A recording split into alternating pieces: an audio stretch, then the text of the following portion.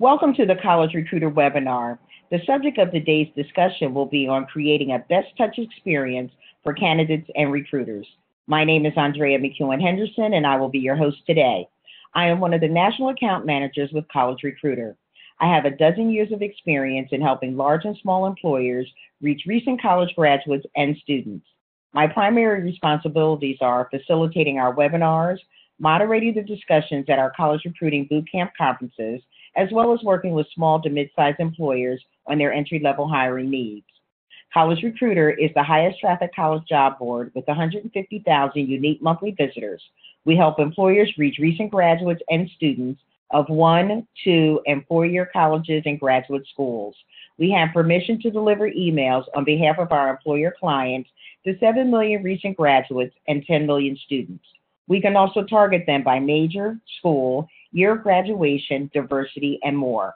Our other solutions for employers include job postings, targeted mobile banner ads, targeted display ads, virtual career fairs, and custom research projects. For more information about College Recruiter, you can reach us at www.collegerecruiter.com/contact or 952-848-2211.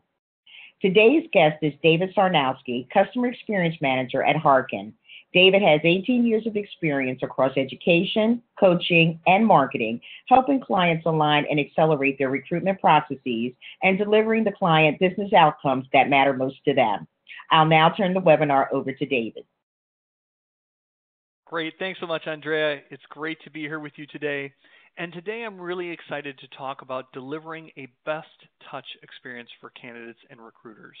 There's a lot of conversation about how do we maximize and make the most out of the candidate experience, and I want to talk about how you can do that in a scalable way and a way that ultimately impacts the recruiter experience as well. So before we get started and too deep down the rabbit hole here, let's make sure that we define our terms. And so when we talk about candidate experience, we're talking about those interactions that candidates have or don't have, and I want to emphasize the don't have, and the impression those interactions create as they engage with your hiring brand. It's really important. A lot of people think about, when they're talking about candidate experience, all the things that they do to try to help candidates. But you can impact both positively and negatively the candidate experience by removing something as much as you can by adding something new. So let's talk about the difference between the two. So first we have high touch. And high touch is one that is predominantly perceived to be expensive, the high end, a Mercedes-Benz, if you will.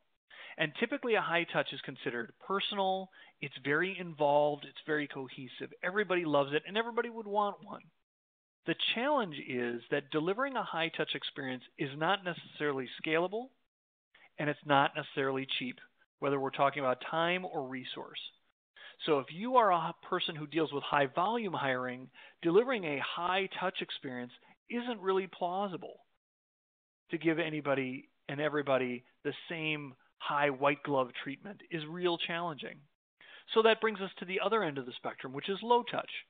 Okay, so it's really efficient, it's very easy, it's very fast. We barely touch our candidates, so it's really low overhead. The problem is that a low touch experience from a candidate perspective is incredibly frustrating. They don't know where they're at in the process, they don't know what's going on, and they get mad. And again, this can lead to candidates feeling bad about your brand. Now, I've also indicated that this one isn't cheap.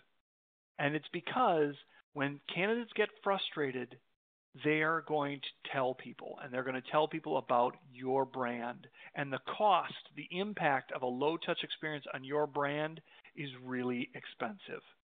So you've got these two ends of the spectrum, and trying to manage that in a high-volume hiring or just a situation where you don't have a lot of resources is really challenging. So how do we find the best touch? And the best touch really sits in the middle. If we imagine that the candidate experience sits on a quadrant, you've got high touch on the upper left-hand side where candidate experience is completely maximized, but recruiter efficiency and scalability is at the bottom. And low touch is on the other end with scalability and efficiency really pushed to the maximum, but candidate experience struggling, we're looking to try to find that middle ground, that upper right-hand quadrant where both the candidate experience is positive and recruiters can efficiently execute the process. Now, before we get started to talk a little bit about the experience, I want to make sure that we understand, first of all, that candidates are looking at you. They're researching you as much as you're researching candidates, looking through resumes, screening job seekers. They're doing the same thing to you. And I think this is really important when we start thinking about how do we deliver a best touch experience. We need to think about where are those places that candidates are interacting with our brand. And those may be places that we don't even control. Now, obviously, our company career page, you bet, we control that. We have that. Our Google page, our LinkedIn page, you have some control over those things. But they're also going to go places like Glassdoor, for example.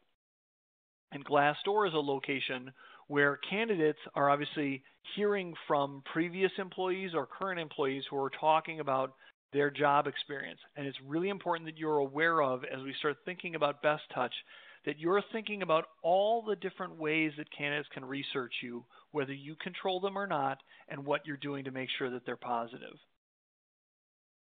Now, I believe that when we start to set up a Best Touch experience, we need to create the ideal exchange of information. And this is what I think it looks like. On the left-hand side, we're looking at the information that we give to candidates. What do we tell them about the job? What do we tell them about us as a company? What do we tell them about our culture?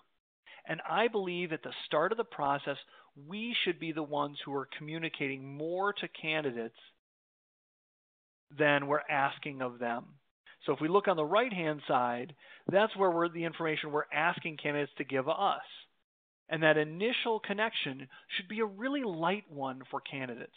We want them to be able to come and learn about us and start to make some decisions about whether or not we're a good fit for them. And as they go deeper into the funnel, we're going to give them less and less because we've given more up front. And they're going to give us more and more. And this will allow candidates to self-select out, but allow the right candidates to move forward.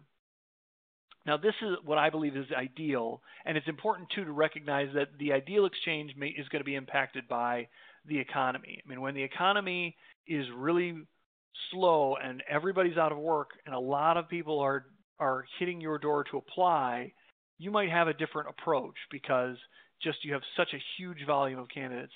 But when the economy is doing better and candidates are more selective and the battle for top talent is tighter, you really need to think about giving more. If you give more, you will get more. But here's the reality. Here's what typically happens. Instead of the ideal exchange, we get this scenario where we typically dump candidates with a job description. Most of the time, it's been an HR-heavy job description that just, these are the duties. Can you set up? Can you sit down? Can you carry 50 pounds? There's not a lot there about why is this an interesting place to work. You will always hear we're looking for someone who enjoys a fast-paced environment. Well, everybody's going to say that. Everybody's going to say it's fun. Well, tell me really about your culture. Tell me about your company. So candidates get this poorly written job description, and then they get drips about what it is to work at your company, to work for you. And their first connection typically is your ATS application. It's this huge investment of effort where you're going to collect all the possible information that you can from them and do all these things and then potentially not even move forward with them. So think about that from the candidate perspective. From a Best Touch experience, I'm going to invest 25 to 30 minutes of my time to fill out this huge application, and I don't even know if I want this job really. I've seen the job description, but I don't know a lot. So this is a really skewed customer perspective. I want you to think about going back to giving more than you get. Here, you're taking from your candidates. Give me your information. Give me all your details, and then I'll decide whether or not we'll give you more detail about the position. We want to avoid that. It's so true. When you think about ATS, applicant tracking systems, there's some great tools out there. They're wonderful applications. They're working really hard to try to make things better for your recruiter. The challenge is, again, we've got these huge, obnoxious applications, and that's the only way many of us are asking candidates to tell us whether or not they're interested. If you think about that, if you went into a car dealership and every time you looked at a car, the car dealer said, "Before I will tell you anything about this car, you have to fill out the loan paperwork," you'd walk out pretty fast. You'd say that that was an awful experience. Don't do the same thing with your candidates. All right? So things to consider. There's a big difference between expressing interest and applying, and you want to make it as easy for candidates to express interest as possible. Catch their interest. Find out if they're interested so that you can market to them. You may be marketing to them already as a customer, but you can market to them about your jobs. There are going to be people who start your application process. If all you use is that ATS application, they're going to start and stop. Those candidates are not bad candidates. Those are just candidates who found a better experience somewhere else potentially. They found a 3-minute way to express their interest with a company and let them know that they're interested rather than fill out a horrific application to get the ball rolling. Keep in mind, too, you can have a candidate who comes through your process who's a bad fit for your particular position, but still a great candidate. Recruiters in particular are often overwhelmed, and one of the things that comes with being overwhelmed is they stop thinking about the candidate in the holistic perspective. And you, if you're hiring, more than likely you're hiring for more than one type of position. So if you have somebody apply for you for one job and they're not a good fit, you have to open your mind and say, could I use them somewhere else? And if you can, not only do you fill your positions faster, which is better for the recruiter, but it's better for the candidate. They believe that you're looking out for them. And then the other thing to be aware of is candidates, good or bad, they're going to talk about their experience with you. If you have a horrible hiring experience, they're not going to keep it to themselves. They're going to tell everybody, and that is going to potentially skew not only your brand, but scare away other candidates as well. And that, again, makes things a lot harder for your recruiter. So let's talk about this. Current state, you as a recruitment, you're going to identify your need, confirm your candidate qualifications, post your positions. You have some set steps in your process, and I absolutely recommend you map your process. Now, the candidate has steps that they perform as well, and they match up with certain levels or certain spots in your hiring process. And then you have some communication that typically happens. So when a candidate submits an application, that's typically the first time that they're getting direct communication from you. You might be sending an automated email out of your ATS to say, got your application. But then we need to identify these danger zones. These are the gaps in between when candidates are doing something and you're doing something, but the candidate is not aware. If you've got a 2-day or 4-day or 3-day time frame in between any of these areas, you need to fill them in. You need to fill that void with communication to the candidate. They want to know what's coming next in the process. There was the Candy Awards, which are the Candidate Experience Awards, really focused on how do we, again, develop a great experience. 68% of candidates got next steps communication that was really useful, and they thought it made a big impact on their experience. For those candidates who had a bad experience, 50% of them were barely aware of it and found it really unuseful. So you need to think about this. Only 50% of them were aware that there was even anything out there. Okay, so some quick tips that you can use. Number one, if you're going to have a careers page, don't just let it be a laundry list of what's open. Give them some information about your culture. If you are sending an automated email when a candidate submits an application, make sure you look at it and that email should reference other information about your company, links to your company's YouTube page or interviews with existing employees so that candidates can start to feel that. Make sure if your company is not using it that you are leveraging your LinkedIn page. You want to go and look at Glassdoor. You need to know about this so that if people are complaining about your experience, you have an answer for that. It may be a disgruntled employee and you can address it that way, but it may be a legitimate concern that you need to address. You need to look at those slow points in your process, and you need to make sure that you're communicating with candidates who opt out of the process. This, again, is a best touch point that I really want to hit home for you. A lot of times, again, we'll look at abandoned applications. You'll have somebody who fills out 20% of your application and stops. Our nature is to ignore that person and say, this person wasn't committed. We need to say thank you to that person. If we can say thank you to that candidate and say, thanks for taking the time to consider us. We're sorry to see you didn't finish our application. Let us know if there's something we can do better. That's going to make a huge impact on that candidate. So let's look at where we could start to go. If we look at changing our process, the candidate is going to search for their job. They're going to start researching the company. They're going to obviously then apply. We want to look for that when we're communicating. Okay, we're going to send an application confirmation with a cultural overview, telling them more about why our great place to work. We're going to fill the void between the application submission and whether or not they move forward in our screening process with some information about, again, special things the company does, our mission statement, why we love what we love, why we do what we do. We want to fill that void with some good communication. In between your screening and your live interview, you could fill it with employee testimonials.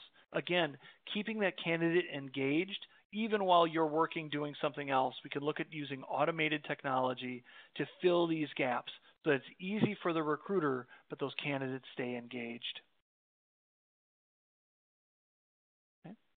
And then we get to our ideal state, which again is where we're going to post our positions.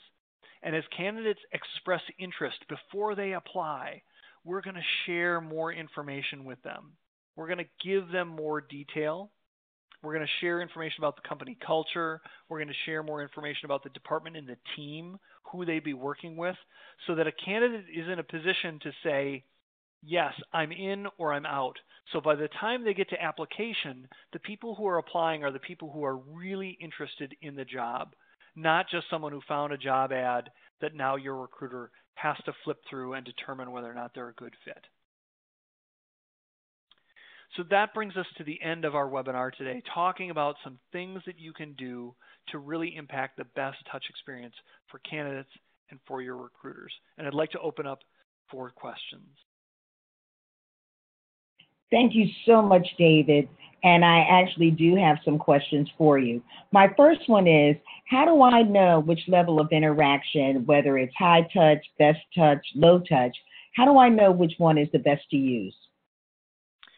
Great question. And I think where you want to look at that is a couple of things. If we go back to our quadrant, you want to go back and look for what is the experience that my candidates are expecting and what's the best that I can do.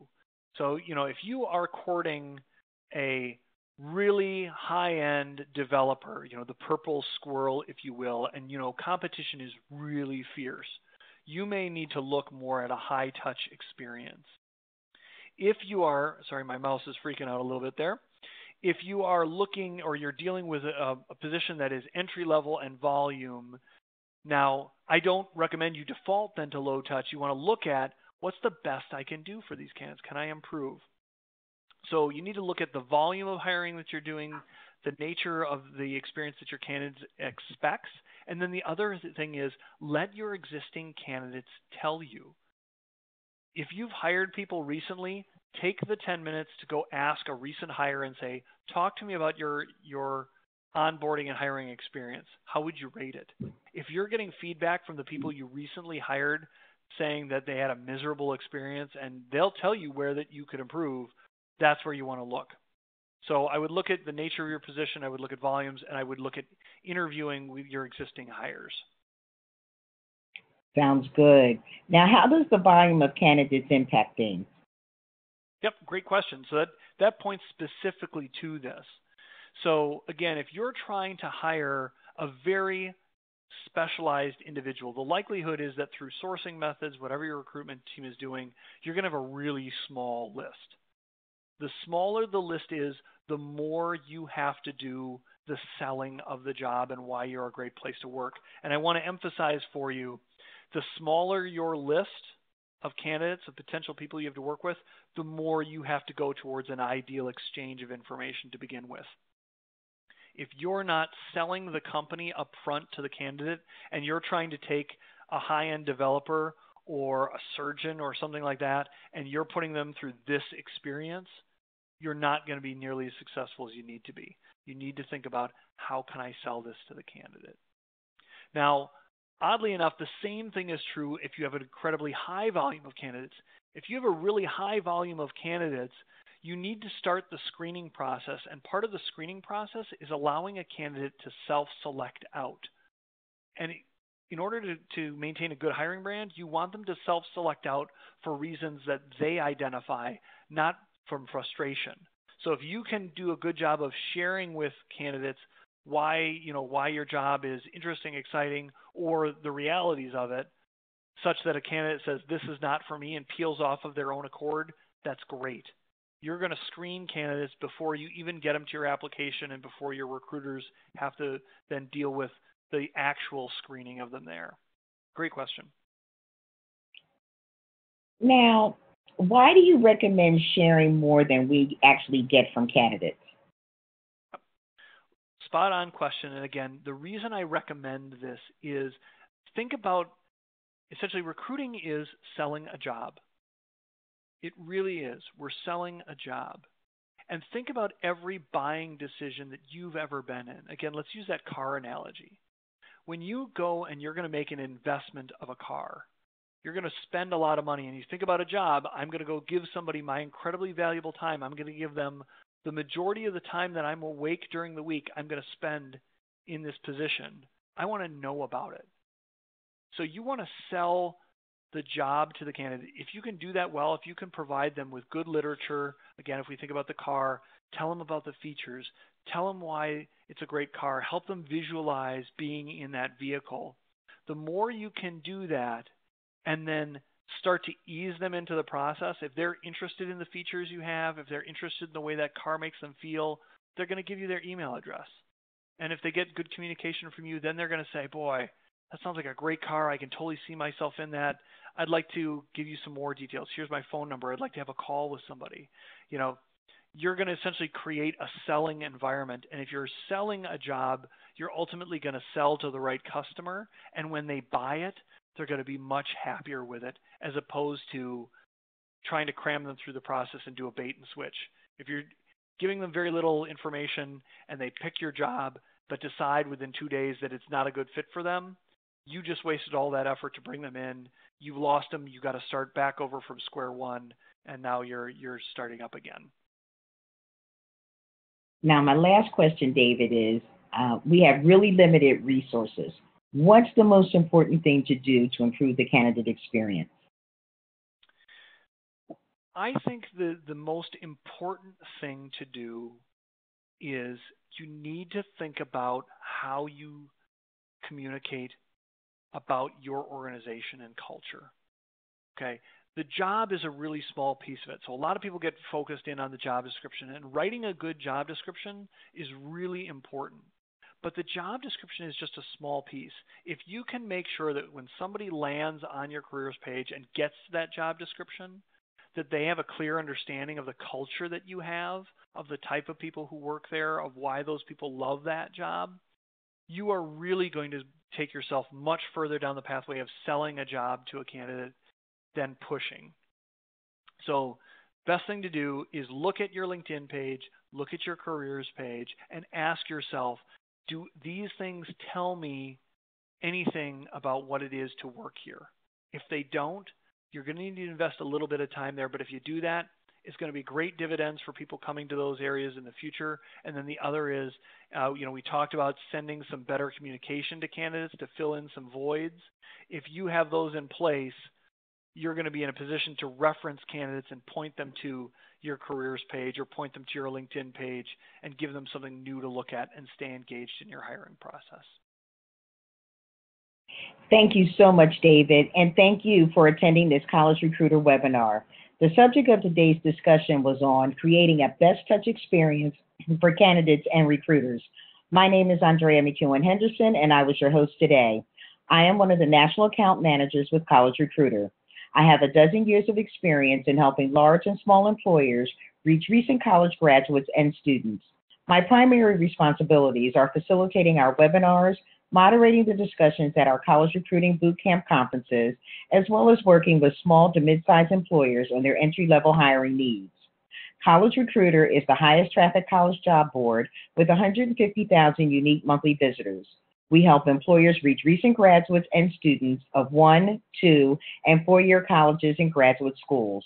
We have permission to deliver emails on behalf of our employer clients to 7 million recent graduates and 10 million students, and we can also target them by major, school, year of graduation, diversity, and more. Our other solutions for employers include job postings, targeted mobile banner ads, targeted display ads, virtual career fairs, and custom research projects. For more information about College Recruiter, you can reach us at www.collegerecruiter.com/contact or 952-848-2211. Today's guest was David Sarnowski, Customer Experience Manager at Harkin. Thank you for joining us today.